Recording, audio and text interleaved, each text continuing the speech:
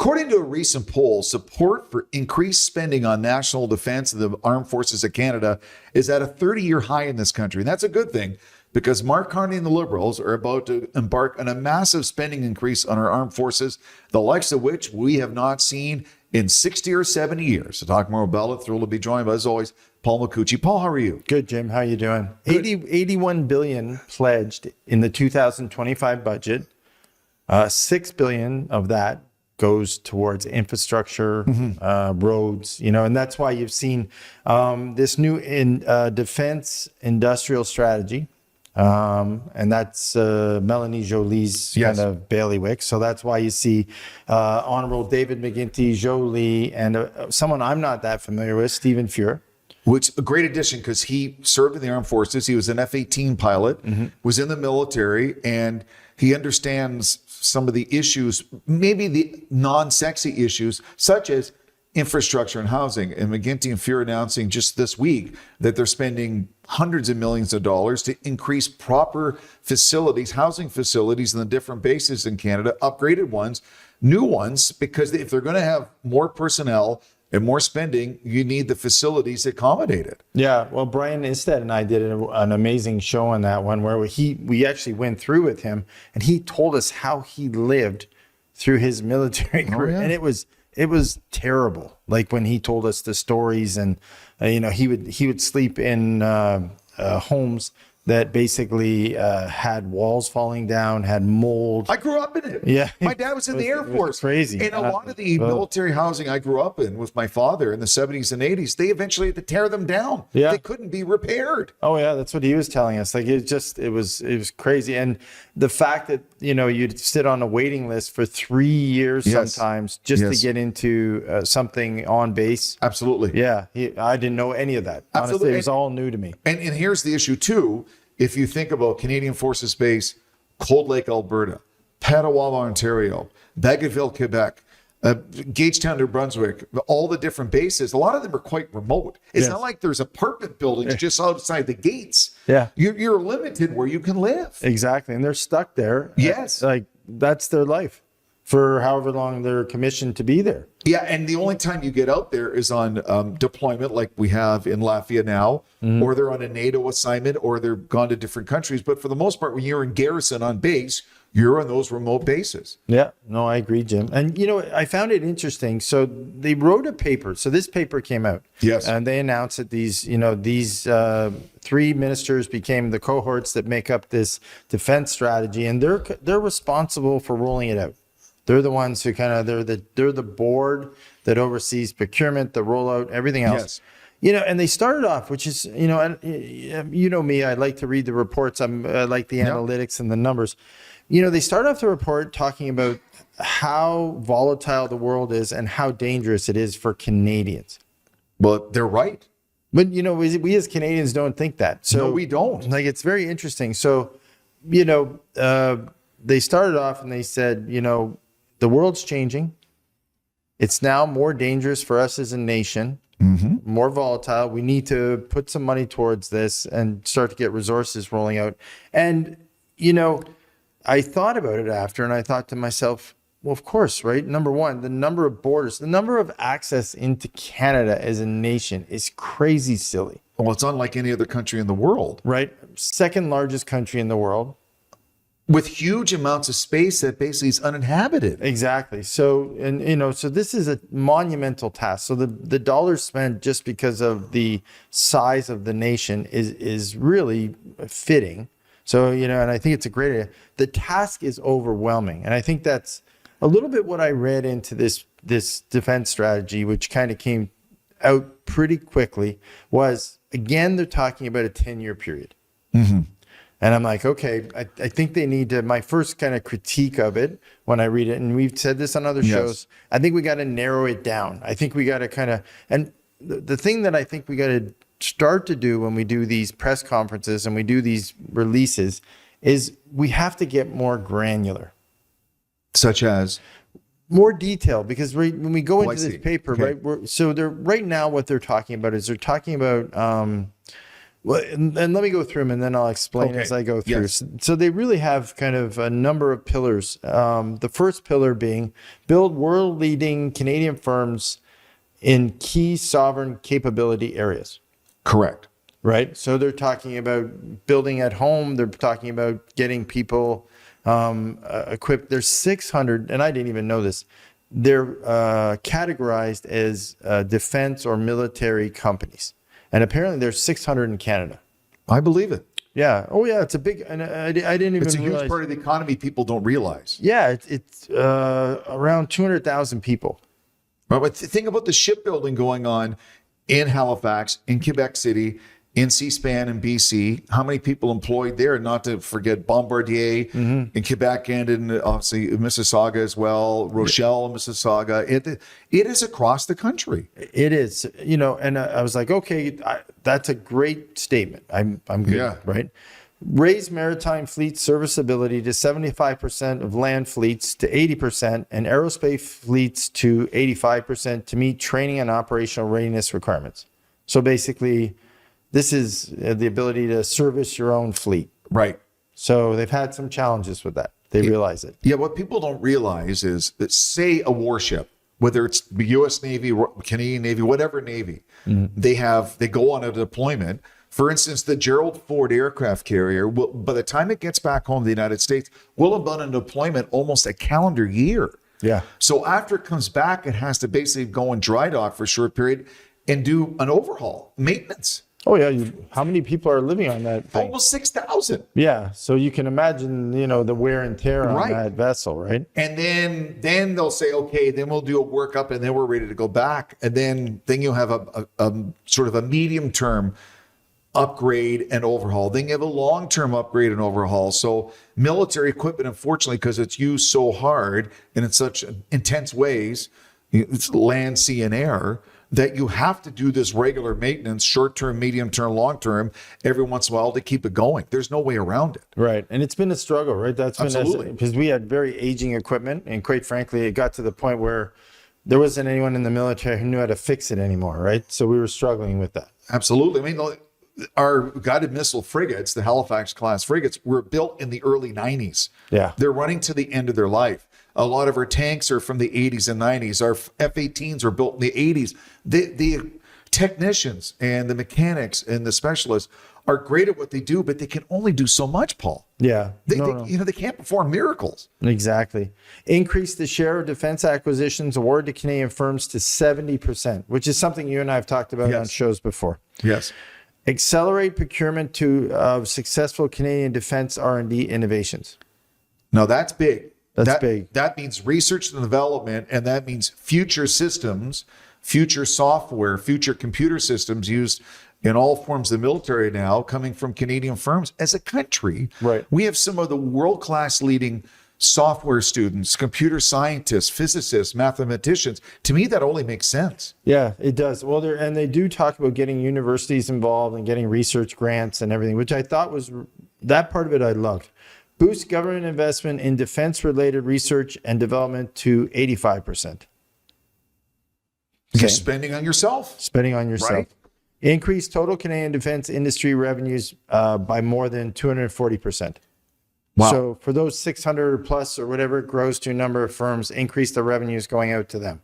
Now, do you want to talk about a growth industry in Canada in the next 5 to 10 years? It's funny. I'm reading this and I'm thinking to myself, I wonder what I can do. I did. I'm thinking, I don't even know. So, but Paul's military procurement system. I wish my ex-brother-in-law was still alive because he was a welder fitter. I'd have him going in a minute. building Come stuff. on. Well, he used to build. He went up to GM and he did the locomotives. Oh, is that right? And Okay, then yeah. GM had the armored cars. Yeah, the ones that built London? Yeah. Yeah. So he was working up there for a period.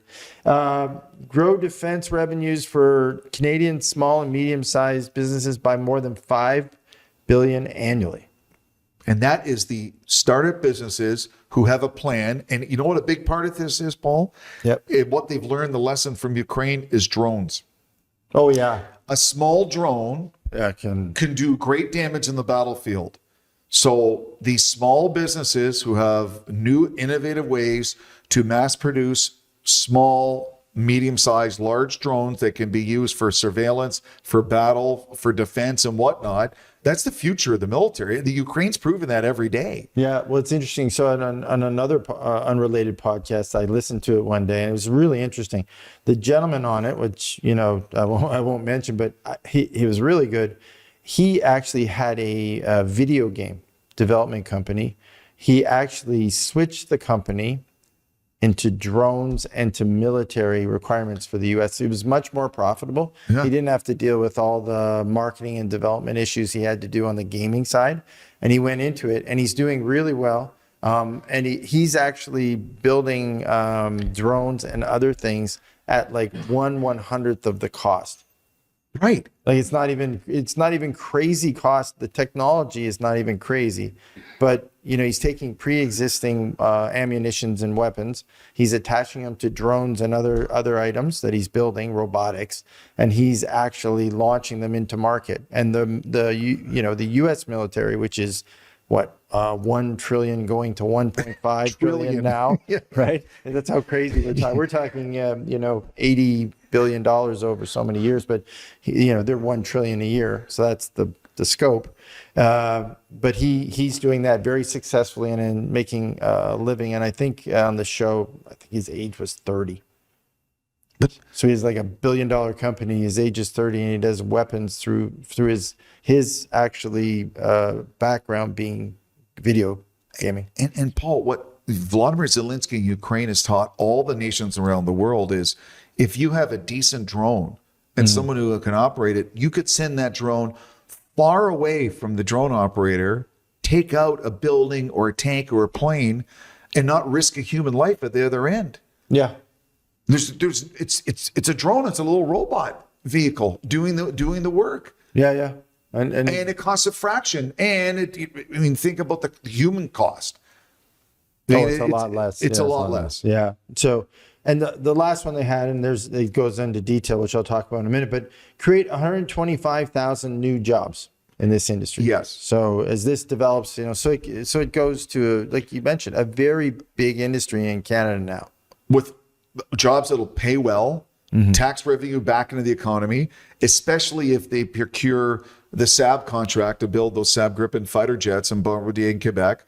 They already got the shipbuilding contracts. They're signing contracts right now, depending whether it's Germany or South Korea, that sells those 12 submarines to the Canadian Navy to have special dry docks to service the submarines in Canadian ports. Well, Anita, I saw it last night. Anita Anand is actually in Korea today, signing a bunch of procurement agreements with the government. And then what I understand, and I think you've said it as well, that would mean that Hyundai would build a manufacturing plant to build cars in Ontario. Yeah.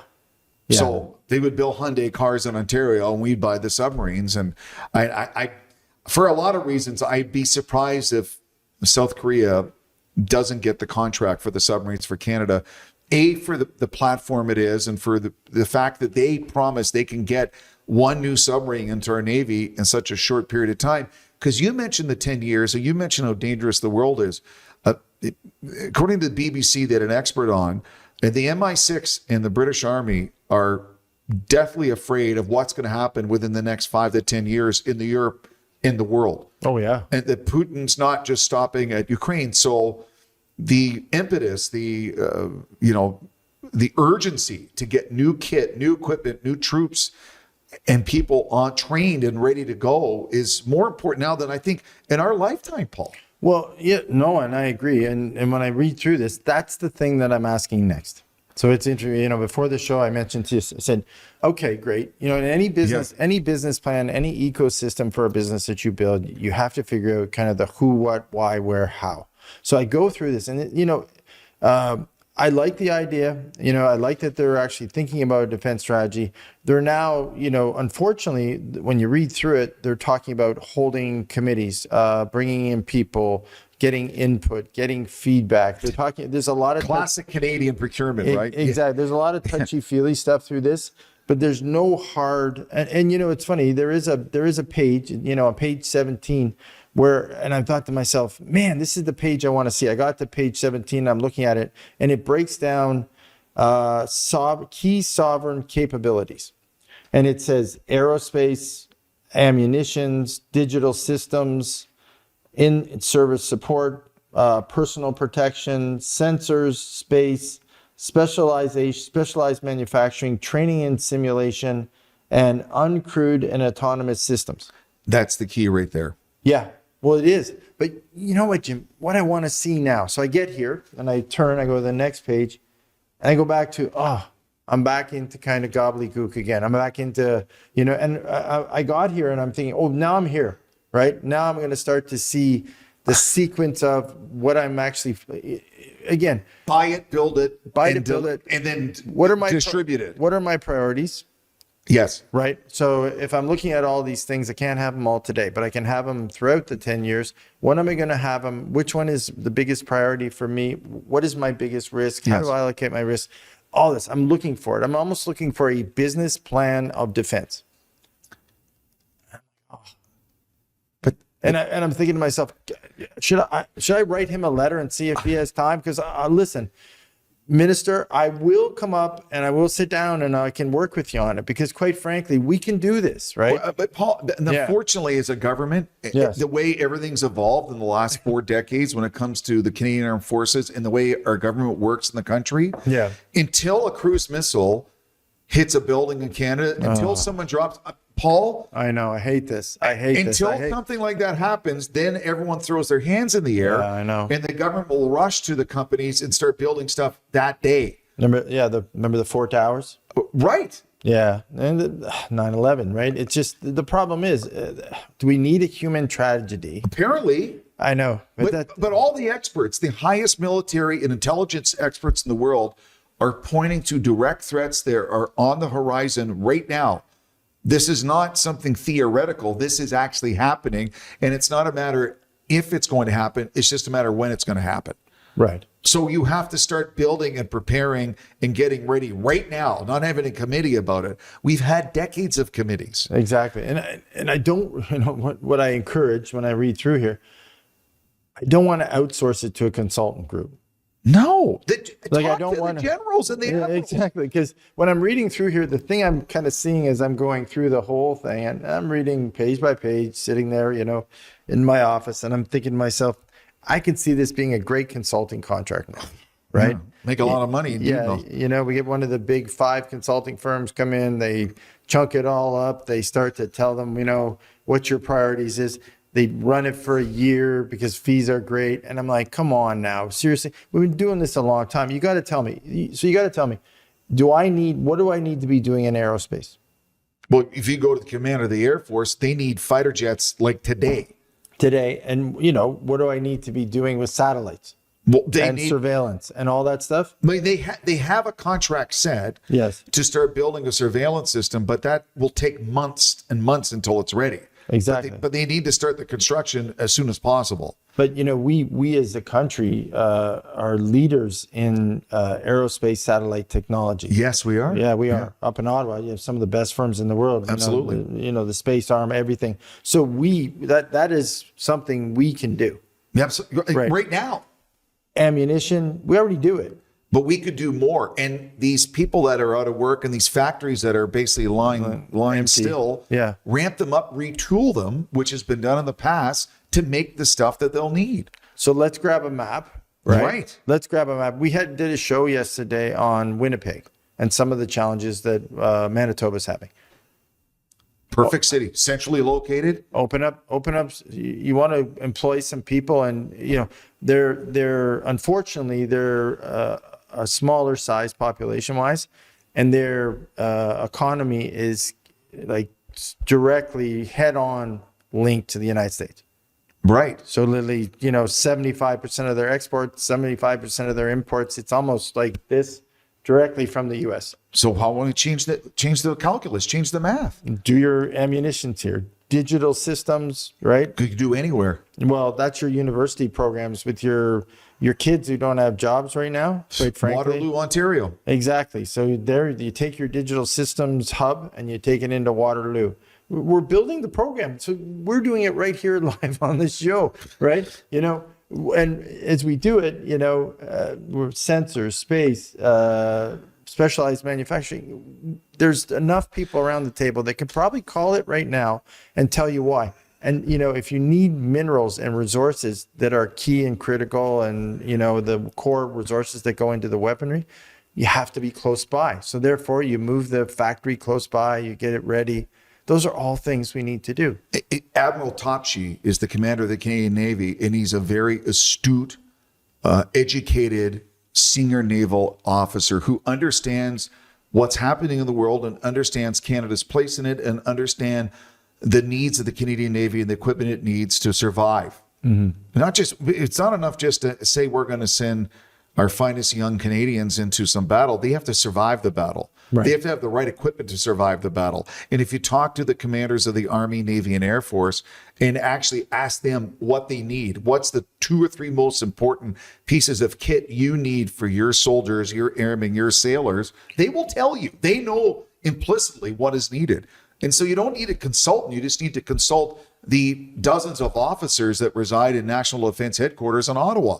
They spend years, they spend careers mapping out, everything that is needed to the nut and bolt, to the sleeping bag, to the rations in the field, what these troops and soldiers and sailors and airmen need. So you just ask them and then start the ball rolling. I mean, this is the blueprint of what could be something really special for the Canadian military, Paul, and manufacturing and potential the economy. When you talk about all the issues with the lack of jobs in the country, well, these could be potentially a lot of good paying jobs for people coast to coast. Right. No, I agree. And that's the plan. I'm looking, and on show after show, Jim, we go through this on a number of fronts. Yeah. We talk about it all the time. Okay. Right. We're definitely smart enough as a country to do this. Without question.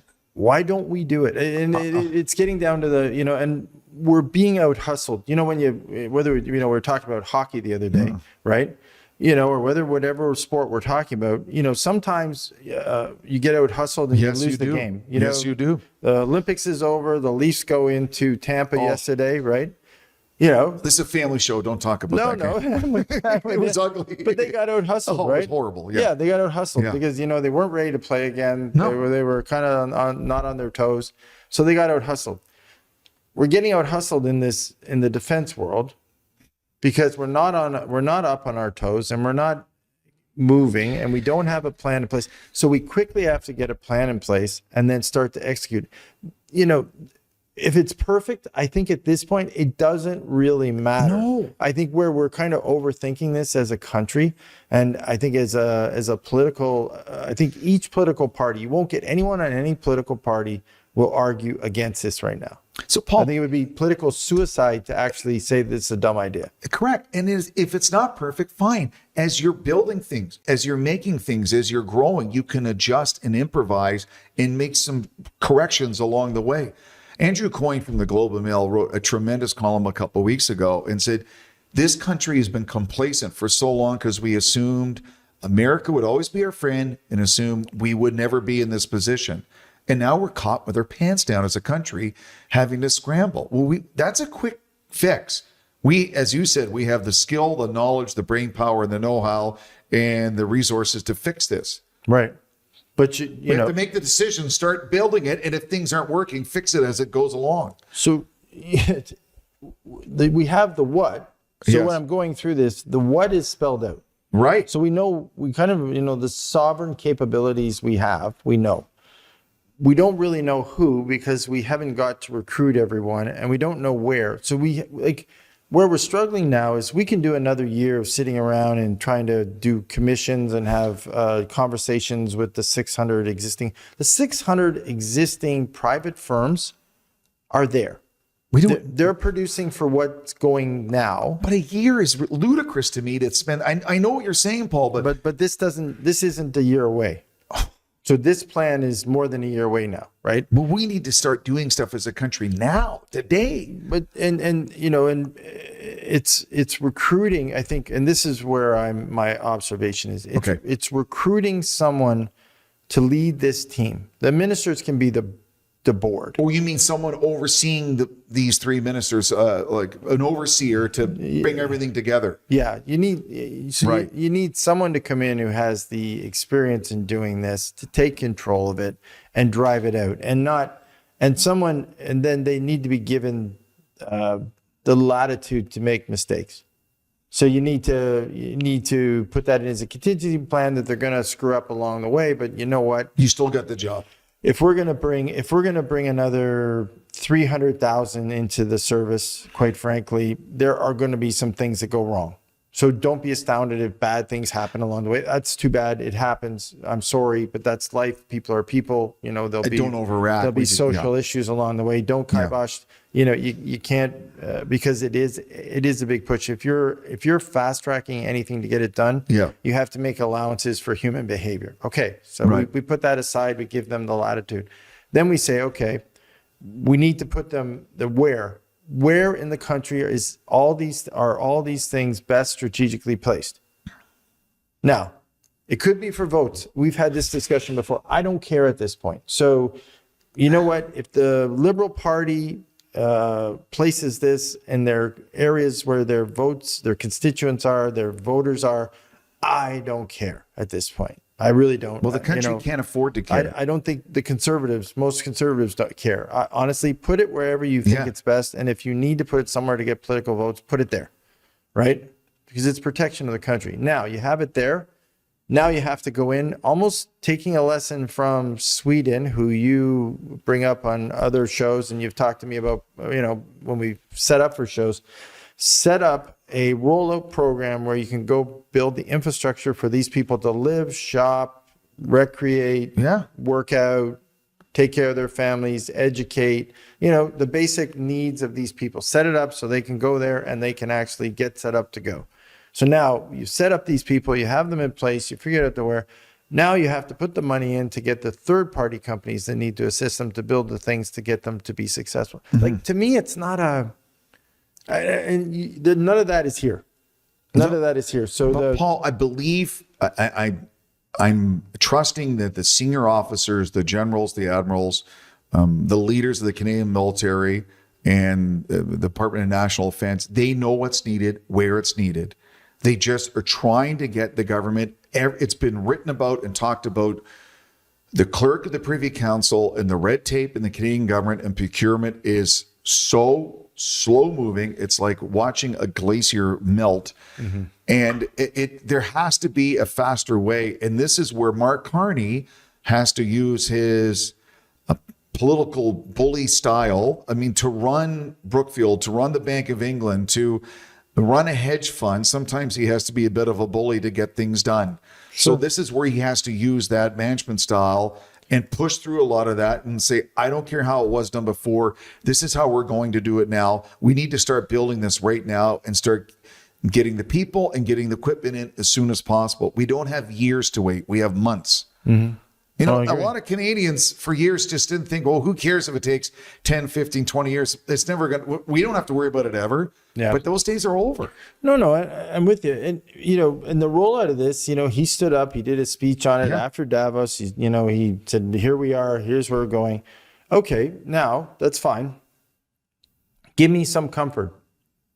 Start doing some groundbreakings. Start doing some shovels in the ground. Start flying. I know we like to go to India and Australia and Japan and all those places, thinking that we're going to get these great export projects and everything else. This is a project you have in front of you right now. Go to these key places, start that groundbreaking, build those houses, start those things. That's the shovel in the ground that I think Canadians want to see right now. Canadians want to see not a lot of chatter, not a lot of action. They want to see action in areas. And I will say this, Paul, part of Mark Carney's agenda going to Australia, the Australians can teach Carney and the Canadians a lot about being not a huge population. No. But they've done a fabulous job of creating a robust military that's well armed and well equipped with a regular force and a reserve force, and making sure they have the equipment and the facilities to service and repair the equipment on their own shores. Yeah. And maybe just something that'd be a good partnership with Canada and Australia, learning from each other. because they've done a very, very good job, Australia. Oh, they have. Well, and if we're struggling to do that, maybe it's just taking a page out of their plan if they're Right. willing to. But this is where I struggle, Jim. I have to believe I've seen Canadians do great things before. I've seen them do magnificent projects. Like, having lived here most of my life, I don't know why this is such a struggle for us. I don't know why this has become such a, people just don't have confidence in it. They don't believe it's going to happen. And if they believe it's going to happen, they believe it's going to go sideways in the middle. So it won't be fair procurement. They believe it's not going to go well. They're so negative. There's no evidence to tell you otherwise, though. I know, but again, I come back to, this is the PR that you have to do to get a project in place. Right. I did when I was in my late 20s, I did a project. It was $500 million. It was a build. It was a fair sized project. Yeah. And, it kept me up night and day. I was stressed about it. But, my team that I had on the ground, every day I'd go in and I'd start the meeting is we're on time and we're on budget. What more do you need to know? Until they all started to say the same thing. And then I went forward, right? It's being that leader that takes them forward and says, okay, here's the plan. Here's the map. Here's where we are. Here's where we're going. And here's where we are at the end of the year. And how we get there, right? We're going to have some bumps, but we're going to figure it out. This is the timeline now, but we're going to get there when we get. And that goes back to your theory of an individual overseeing all of this with thick skin and experience who can get the message through and handle all the slings and arrows they're going to receive along the way and just keep pushing forward and getting things done. In construction, we call this a finisher. Right. So in construction, we bring in these guys and they've been in construction for 40 years. They're rough as hell. And they can take anything. They're like leather skin, right? And they come in and they go through walls. Yeah. And they finish your building because, at the end of a project, especially a bigger project like the one I mentioned, you're trying to hire the full team to get in the building operationally. And the construction crew is slowing down because they can bill you for extras. So you have this push and pull that's going on as the project's going dynamic between different groups. This is what you need. You need that older gentleman or lady, thick-skinned, can come in, tough as nails, pull this together, only needs to be there for 3 years. Yeah. They're at the end of their career. They're not, regardless how this goes, it doesn't really matter to them, right? You give them the mandate, they move it forward, and at the end of the day, they succeed. And they get their paycheck and then they go on. And that's what we need on this right now. Absolutely. Because the problem is, and I'm not knocking ministers and politicians. They want to get reelected. They want to get reelected. They're not going to step out to do anything on it, that could go sideways because quite frankly, they're worried that ends their career. So the best thing for them to do is get allocated the position, find a consultant they can pass it off to cover their arse. Yep. Right. But it's true. And then wait for that to commission. And then the consultant will actually then go get someone to hire. They're going to find this person or similar person 3 years down the road, but you're going to give up 3 years to get there. And that's what they're doing now, right? But this is where ideally you'd have that person in place by the fall at the latest of this calendar year. Yes. In getting factories and shipyards and things going. Why wasn't he beside his side when he announced it? See, that's where I'm kind of right. That's a great question. So, and then the funny thing, I've been on this a lot, and I'm starting it more and more on the shows, right? Why is the opposition not saying that? Again, why if I'm sitting in the conservatives chair, I'd be like, hey, if you said it's dangerous, you say my family's in danger, so that's your premise. You've allocated the monies. I've passed your budget. All right. So would Pierre Poilievre and the Conservatives be better serving the country bringing that up or talking about immigration again? To me, it's a no-brainer. Yeah. Well, Daniel Smith. Enough of the immigration. Let's focus on things that are vitally important right now. Do I think immigration could be better? Yes. But that's not even his issue. He's jumping on Daniel Smith's bandwagon, right? All he's doing is she did a decent job of bringing it. Listen, she's the only premier who had the guts to bring it up and say it, right? It's been the elephant in the room that everyone's kind of been thinking. She's the one who just said, hey, I was your most profitable province. I'm now losing money. By the way, the only one who was contributing transfer payments to Canada Is is Alberta. gone. But okay, but if Pierre Poilievre is supposed to be Pierre Poilievre 2.0, this great leader that they make him out to be, Yeah. then he's going to say, be a leader, come up with concrete ideas, and say, this is someone, I'm going to put these names forward. I think they would be good for this position. Yeah. Wouldn't that Red better serve the country? They used to call them red Tories. Right. They used to put red Tories in high profile projects because they had the experience and they used to pop them over. They used to run some magnificent, and they were usually guys and gals at the end of their career. And could work both sides of the aisle. And smooth it over, make sure everyone was happy. I think this is time. Absolutely. And I don't know where that went. Maybe that's a lost generation of things. Maybe floor crossings are all our basic. Maybe we spend all our time trying to convince everyone to cross each way, right? And do by-elections, right? But let's try to convince someone with some experience to run major projects. I mean, I think about rather than announce them. The talented business, legal minds, construction minds, mediators in this country from coast to coast. Yeah. You know there's someone out there in this country that would fit that bill that would be perfect for this portfolio. Yeah. There could be 2 or 3. Absolutely. Right? One for the East Coast, one for the West Coast. Well, you're going to need someone who can build it. You're going to need someone who can procure it. You're going to need someone who can operationally run it. Someone who could sell it. Sell it. Well, that's what you're missing, right? Yeah. You're missing. This is the same thing as our hockey. Remember our hockey show when we're saying, we have all these gold medalists, but we don't do anything with them? So when you watch the State of the Union? I watched bits of it, yeah. Did you see the generals sitting in front of them? Oh, well, yeah, all the admirals and generals, yeah. Yeah, did you see that? Yeah. They come there. They look good. They sit there with their uniforms on, right? Yeah. It's the direction of the country, like it or not, whether you like Trump or not, right? He's their commander in chief. The public tunes in and they see the Supreme Court and they see the military sitting in front of the president, right? That at the direction of the president, they are sitting there, and quite frankly, they get comfort that they have security and safety in the country, right? And that is all that's not done. That is done for impact, right? Well, I'm going to throw a name out for you. Okay. Jean Chrétien. Oh yeah, love it. Jean Chrétien is the face of this group of people to get it done. CBC, CTV, French and English newspapers. He can handle anything. He's got the thickest skin of any politician this country's ever produced. And he's the one to kind of speak to everyone. He's highly respected. Look at the speech recently with Stephen Harper. I mean, if you want to pick someone, I think all sides would agree it would be kind of good to oversee this, to push it forward and get things done. It'd be Jean Chrétien. It's a great way to end your career. I'm sure he'd love it.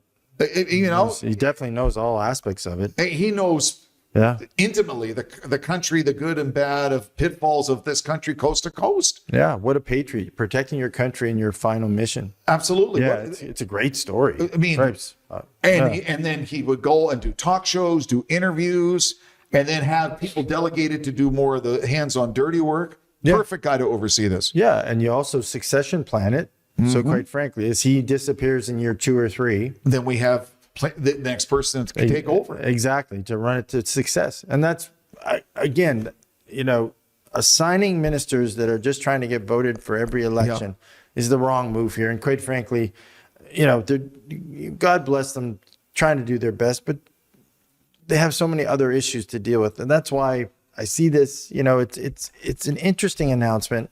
It's an interesting paper. It's unprecedented, the amount of money the Canadian government's about to spend. I mean, this has not happened since World War II that they spent this much money in this short of a period of time. So I think for a lot of Canadians, they have to be sold this. There has to be a PR job. There has to be a face of the project out there letting them know that this is a good thing for the country now and for the future. Right. So think about and this is what you're up against a little bit. So, it's, if you think about any large infrastructure that you've seen lately. Well, the Eglinton LRT. Right.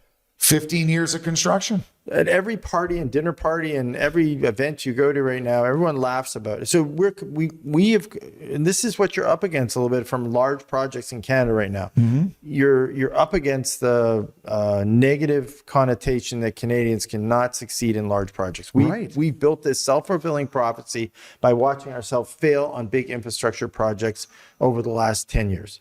Yes. right? Now you have to jump over that. The nation is depending on it. That's why you got to figure this out. And it's one thing to make an announcement. It's another thing to throw some ministers at it.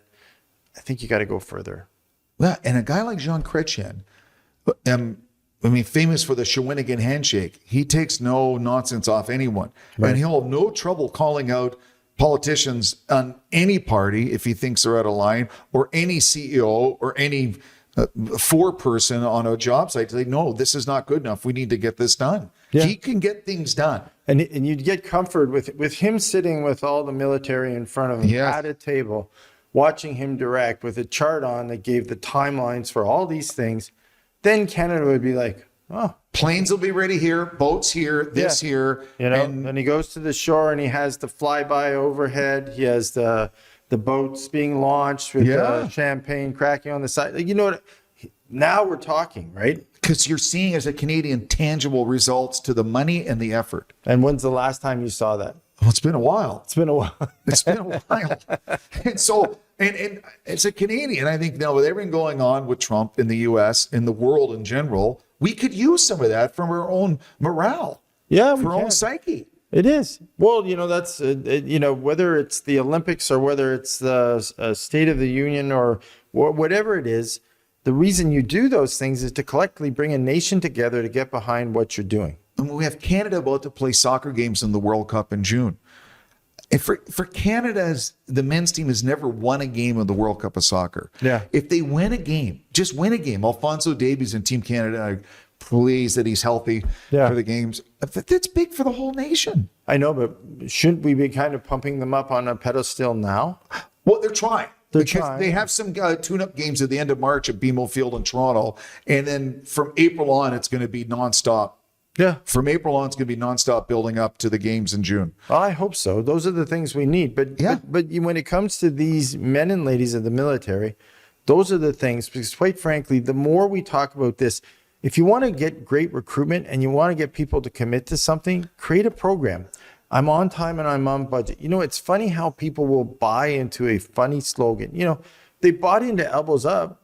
They still do. They still do, right? It's interesting. You'd think, given that work, that they would be figuring out a way to buy into this, right? Whether it's creating I know they did a new military uniform. I know they did a bunch of stuff recently. I know they're trying to address housing and recruitment, which has been a mess. I get that.